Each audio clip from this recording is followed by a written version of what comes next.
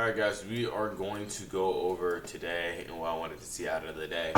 I know I look chopped, so don't bag on me for that, but I'm going to be going over what I wanted to, you know, mess with.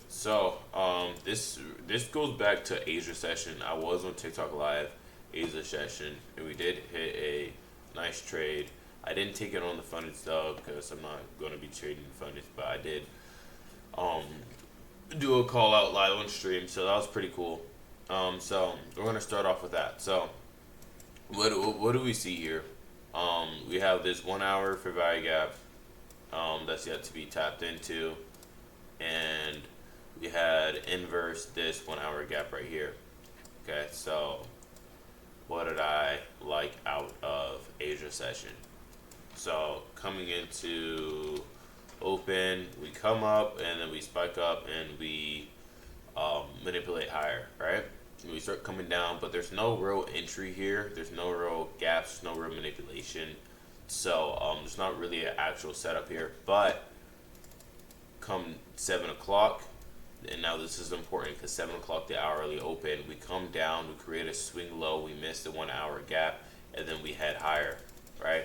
So what does this tell you? This tells you that we opened higher on the hourly, so open high, low close type of situation where you need to be looking at this as strictly manipulation. We already inversed the 1 hour, we are in bearish order flow, and if you look here on the 15-minute, there's not a single candle that's showing you that we are bullish. Therefore, if we get random bullishness before hitting that 1 hour gap, this to me and this to you guys and everybody who trades needs to be seen as manipulation. That's all it comes down to. We get this clean sweep of liquidity at the top, which is your Asia open, and we get some displacement to the downside. Now I trade higher time frame inversion, so the highest time frame was this 5 minute, and the RR is low-key kind of dog, but I'm thinking to myself, how can I make this RR a bit better? First of all, the first thing I'm not going to do is market order the shorts because the RR, you can't get any decent RR from this. But I can use some discretion and look at the 1 minute time frame and see, all right, where would I want my stop loss to be? So to me, we have this gap protecting my stop loss in this 5 minute inverse. So we have 3 PD rates protecting my stop loss. I can put my stop right there, and we could still try to target a little. This is the gap right here, right? We can still try to target at least a 1-to-1. So that's what I'm personally targeting, and we get tagged in on live, and we hit TP immediately, and our break even was right here. And then once we get tagged in, full TP hits. So this is what I took on live. Pretty decent. It's just a 1-to-1 high, really easy. It's free money. Like, I know you're looking at the RR, but if you're paying attention to RR, chances are it's because your win rate's not that high and you need that RR to make up for it. But me, I don't really lose like that, so to me, that's just free money. Now, going into today, sorry, I'm kind of sick. Going to today, oh, forgot to mention, on live last night, I did go over what I wanted to see from the session.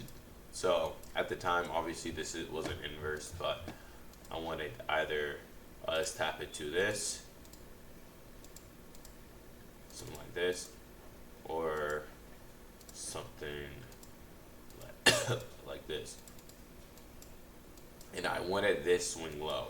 Alright, I wanted this swing low, but I did not want previous day low, which is right here. The reason why I didn't necessarily want previous day low was not just because of the SMT, and this is a bit discretion. And here's that previous day low right here. It was already taken out earlier right here when we inversed it, right? But at the time we didn't take it out. I did not want previous day low strictly because we swept this liquidity right here. So this was a sell side sweep. So we're gonna mark this out with X.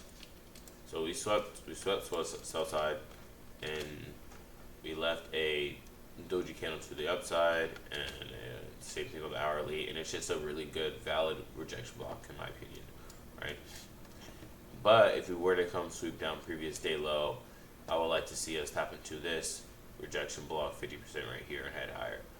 So to me, it's not that I am completely convinced that we aren't going to take it. It's that we don't need to take it for me to take a trade to the upside after sweeping out this low right here. And if we do take it, okay, cool. I'll just take lows from right there. Hold on, I need to like blow my nose or something. But anyways, that leads us to today, where we get current price action, right? So let's look at today. Right at 9:30 open. Where is it? Where is it? Right here, right? We dump down. Here's previous day low right here. Get rid of this. Here's previous day low right here. Actually, keep that there. Here's previous day low. Here's that sell side I want it taken. Here's that sell side I want it taken that I had marked out. As you can see, it's right here on the hourly. And here's that rejection block, right? So, given that we have this rejection block, I'm thinking to myself, we come down and we ultimately respect this rejection block. We get a V-shaped recovery, I'll take a trade. And this is clear as day. We come down, we respect the rejection block, and we get this V-shaped recovery, and I take this trade right here. And my full TP was right here. The reason why I didn't want to target anything more than that is because if you look at the order flow, this all screams bearishness. This screams bearishness. We inverse this 15-minute, and we have this wick right here. So it's like, okay, we would have to come down and then flip all the way back up and get back to these highs. And I don't really want to participate in hopes and wishes and dreams. I could just take an easy full TP right here and then call it a day.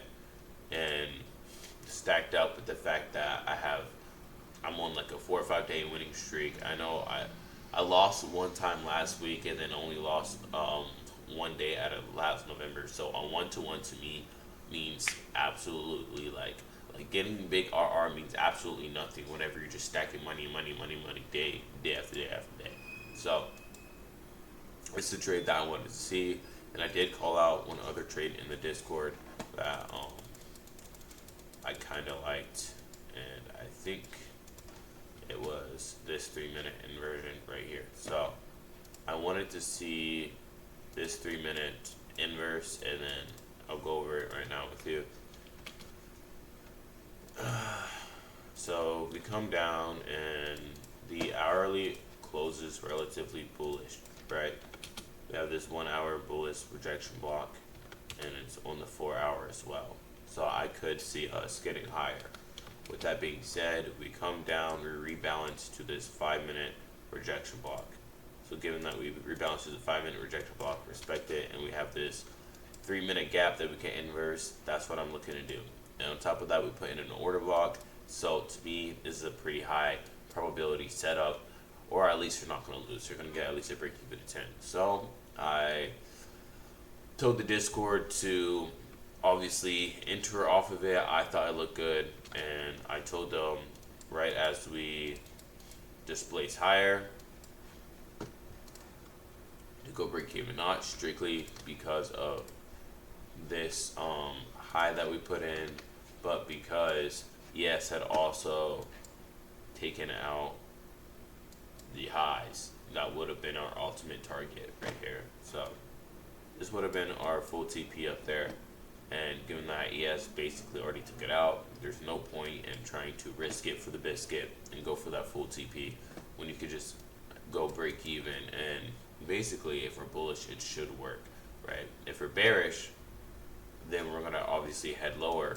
But I mean, if we have the SMT and if we're bearish, the SMT should hold and send us lower. That's basically what I'm saying. But if we're bullish and NQ is just lagging, we should continue displacing. So given that we displaced this first time, we put in this, and this could be an order block. Typically, what you'd want to see is this next candle open, slightly a little bit lower, and then explode with some displacement to the upside, creating this order block. And I put in the Discord, if we see this next candle flip, consider it a winning trade. But unfortunately, the next candle did not flip, and we ultimately got break even. I told the Discord this is a good break even because now the 5 minute was about to close up here, but now it just closed with this projection block, and you want to avoid that at all costs. And at this point in time, I told them FOMC later today, so you should be expecting chop, and that's what we got. And no FOMO entries. No, think about it. A lot of people will see price come back up to here and be like, my original trade is working out. I should re-enter, right? And maybe enter off of this order block or something, because they're telling themselves, okay, like I was right this entire time. And that's a habit. That's a really dirty habit to have, because guess what? You were wrong, you know. So that's something to keep in mind. And the SMT did play out, and we came back down and would have stopped you out. So the break even was really nice. And we take out previous day low now. Tap into this rejection block, and we get a 5 minute inverse to the upside. And so this was my boy Josiah's trade. It was super clean, super free. Sell side into this rejection block, 5 minute inverse. Full TP can be right there, or you could get greedy and target any of these, but my full TP is going right there, and we get obvious displacement to the upside. So that's all the trades that I saw today. I think today was pretty clean if you didn't try to participate in any of the chop action, but if you did, that's okay. I understand that it's kind of hard to avoid getting chopped out when you don't really anticipate choppiness, especially if the 9:30 open is very clean. But we do have FOMC at 2 p.m., so the closer we get to that, the more choppier the price is going to become. So hope you guys enjoyed the recap and the video. I'm going to be posting consistently every day, and if you haven't joined the Discord already, go ahead, it's free for the time being.